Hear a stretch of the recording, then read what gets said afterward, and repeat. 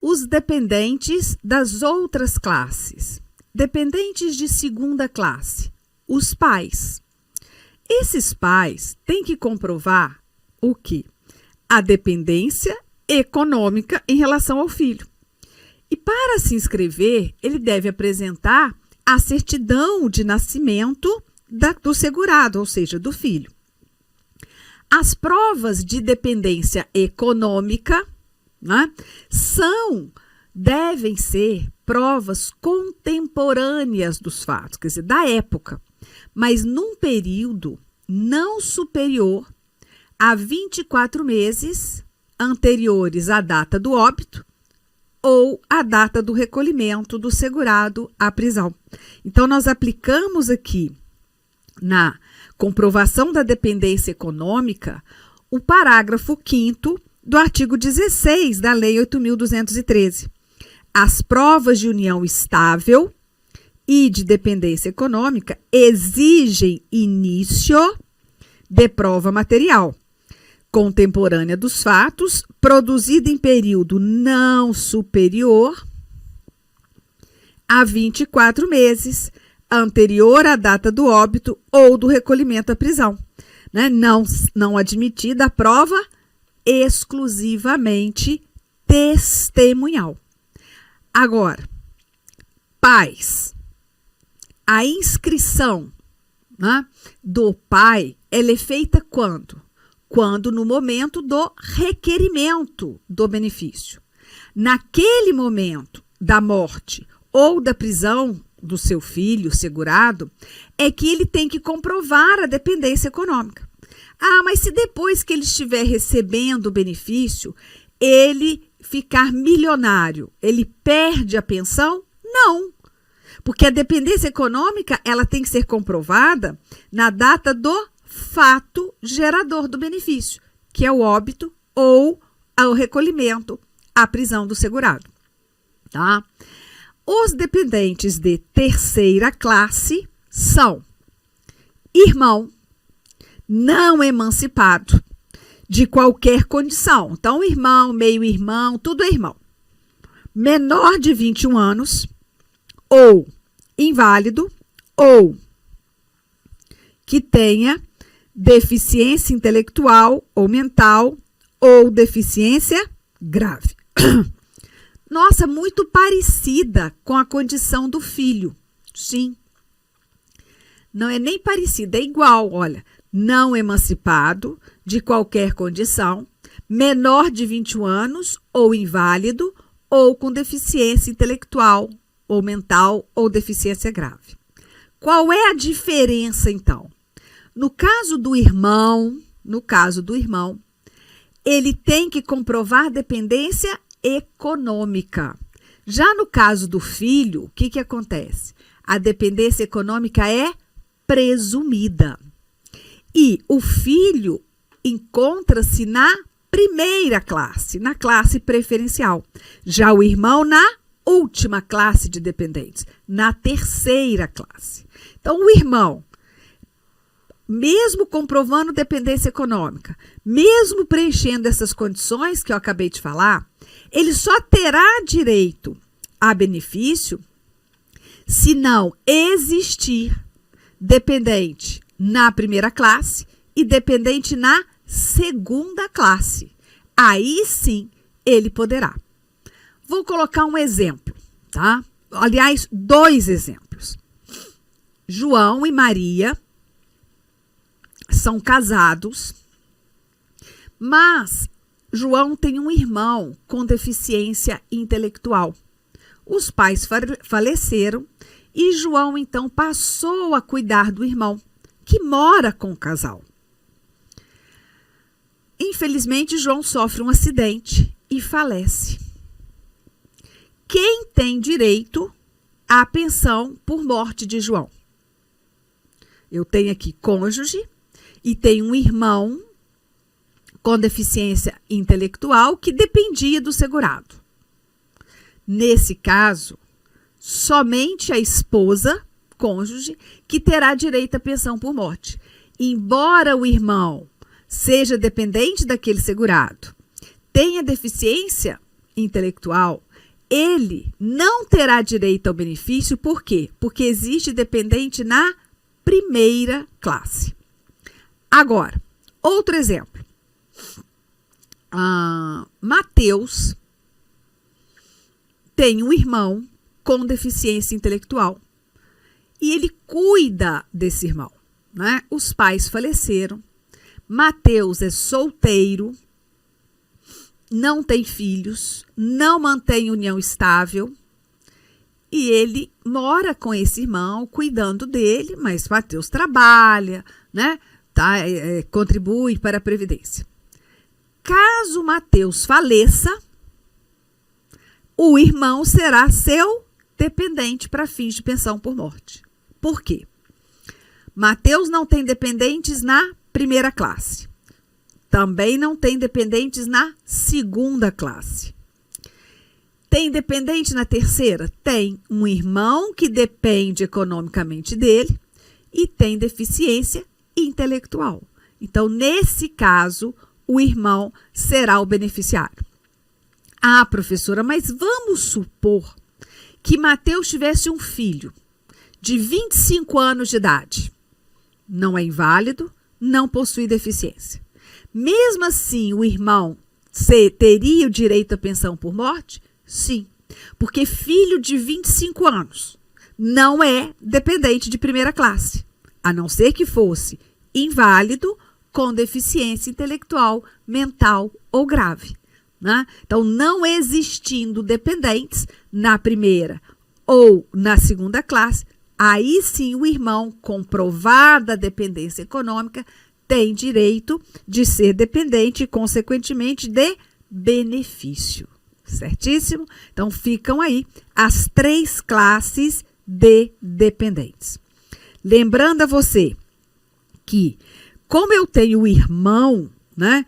O irmão na condição de inválido, com deficiência mental, intelectual ou grave, essa condição de dependente inválido ou com deficiência intelectual, mental ou grave poderá ser reconhecida previamente ao óbito do segurado e, quando necessário, ser reavaliada quando da concessão do benefício.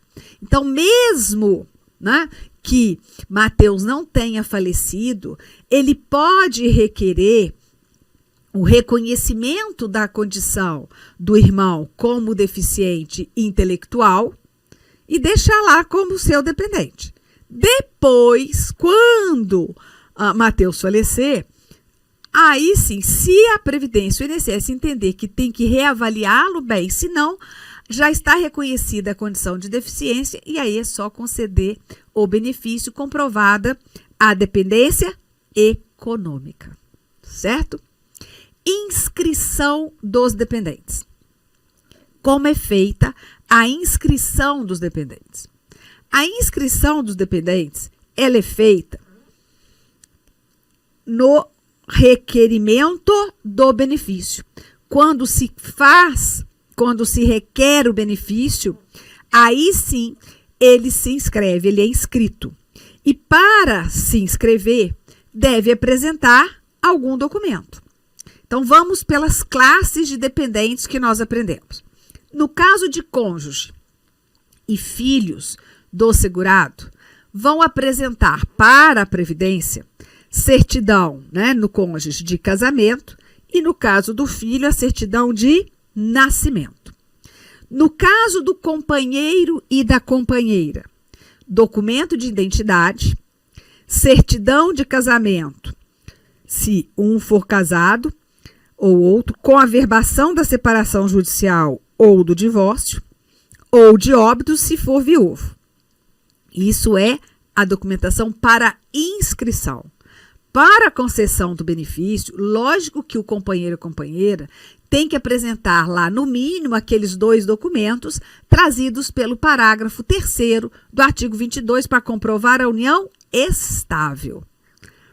No caso do equiparado ao filho, né, menor tutelado e enteado, certidão judicial de tutela e, em se tratando de enteado, certidão de casamento do segurado e de nascimento do dependente, observado o disposto no parágrafo 3º do artigo 16. Né? Então, olha, tem que comprovar a dependência econômica.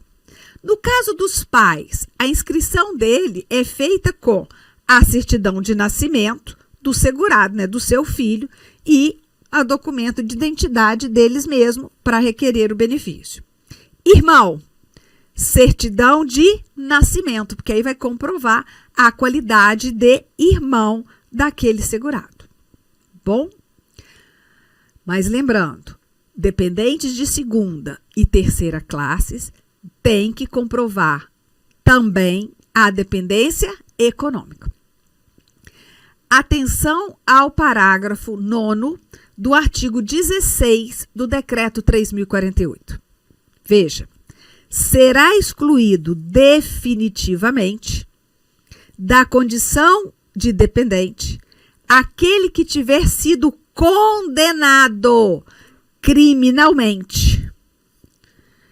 Condenado criminalmente como autor, coautor ou partícipe de homicídio doloso contra a pessoa do segurado, ou mesmo a tentativa desse crime.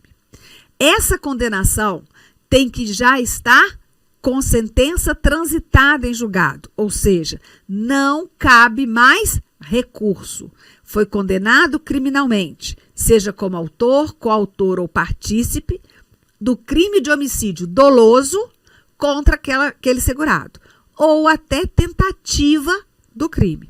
Então, olha, será excluído definitivamente da condição de dependente aquele que tiver sido condenado criminalmente por sentença transitada em julgado como autor, coautor ou partícipe de homicídio doloso ou de tentativa desse crime, cometido contra a pessoa do segurado, ressalvado os absolutamente incapazes e os inimputáveis. Lógico que não pode colocá-los realmente porque são inimputáveis. Mas olha o que o examinador pode pedir. Aqui exige sentença com trânsito em julgado. Aí ele pode falar, fulano foi condenado pelo homicídio doloso contra a pessoa do seu pai e o processo está em fase de apelação. Aí não tem exclusão definitiva, porque ainda não está transitado em julgado. Ou pode, por crime de homicídio doloso ou culposo não exclui. Tá? Culposo não exclui. Também pode colocar, fulano, né, cometeu tentativa de suicídio, cometeu tentativa de homicídio contra a sua esposa. Passado o processo criminal, né, passado o processo penal, foi concluída que ele foi condenado com sentença transitada em julgado como coautor da tentativa de homicídio. Ponto. Anos mais tarde, a esposa o perdoou e voltaram a conviver como marido e mulher. A esposa vem a falecer. É correto que seja concedida pensão por morte ao marido. Errado. Por quê? Ele não é cônjuge? Sim. Mas ele já foi condenado com sentença transitada em julgado por tentativa de homicídio contra a segurada. Ainda que ela perdoe, existe a condenação ali. E ele estará definitivamente excluído da condição de dependente dessa esposa. Tá bom? Então, nesse caso, mesmo que ela queira, como a gente fala, deixar a pensão para o marido, não tem como, porque ele foi condenado criminalmente com sentença transitada e julgada por tentativa de homicídio contra a própria segurada.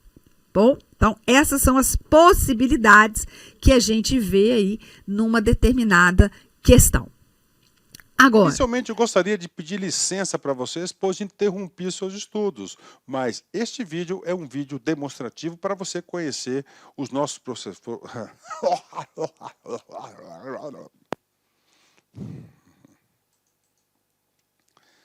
Inicialmente, eu gostaria de pedir licença para você porque interrompi os seus estudos, mas esse vídeo é um vídeo demonstrativo para você ter conhecimento, você ter uma demonstração da qualidade das nossas videoaulas. Eu sou o professor Lac, coordenador pedagógico da LA Concursos e especialista em concursos públicos. Somente este ano, em 2022, eu fui aprovado em 7 concursos públicos, é isso mesmo, 7 concursos públicos, e em 2022 a minha meta pessoal é de ser aprovado em 10 concursos por ano.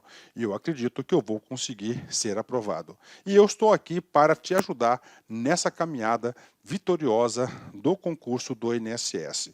O nosso curso online, ele é um curso super atualizado, super competitivo, ele fecha o edital, ele é top de linha e eu tenho certeza, se você seguir as nossas orientações pedagógicas, se você seguir o nosso cronograma de estudos, a nossa metodologia, que é o Personal Coach. O que é personal? É pessoal. O que é coach? Coach é pessoal.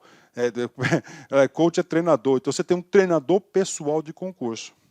Essa metodologia ela é baseada na ciência da administração, ou seja, resultado, meta. Todo dia você tem uma meta, meta.